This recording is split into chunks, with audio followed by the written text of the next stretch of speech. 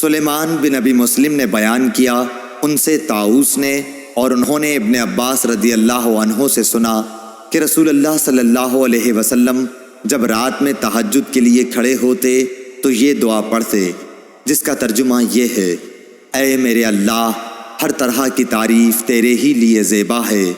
تو آسمان اور زمین اور ان میں رہنے والی تمام مخلوق کا سنبھالنے والا ہے، اور حمد تمام کی تمام بس تیرے ہی لیے مناسب ہے۔ آسمان و زمین اور ان کی تمام مخلوقات پر حکومت صرف تیرے ہی لیے ہے، اور تعریف تیرے ہی لیے ہے۔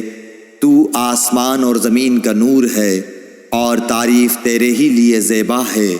تو سچا ہے، تیرا وعدہ سچا، تیری ملاقات سچی، تیرا فرمان سچا ہے۔ جنت سچ ہے، دوزخ سچ ہے، انبیاء سچے ہیں، محمد صلی اللہ علیہ وسلم سچے ہیں، اور قیامت کا ہونا سچ ہے۔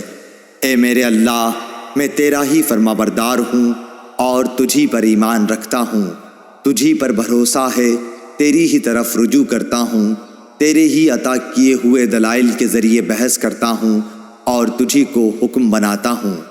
پس جو خطائیں مجھ سے پہلے ہوئیں اور جو بعد میں ہوں گی، ان سب کی مغفرت فرما، خواہ وہ ظاہر ہوئی ہوں یا پوشیدہ۔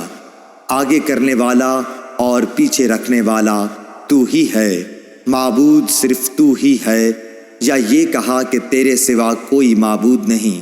ابو سفیان نے بیان کیا کہ عبد الکریم ابو امیہ نے اس دعا میں یہ زیادتی کی ہے: لا حول ولا قوت الا باللہ۔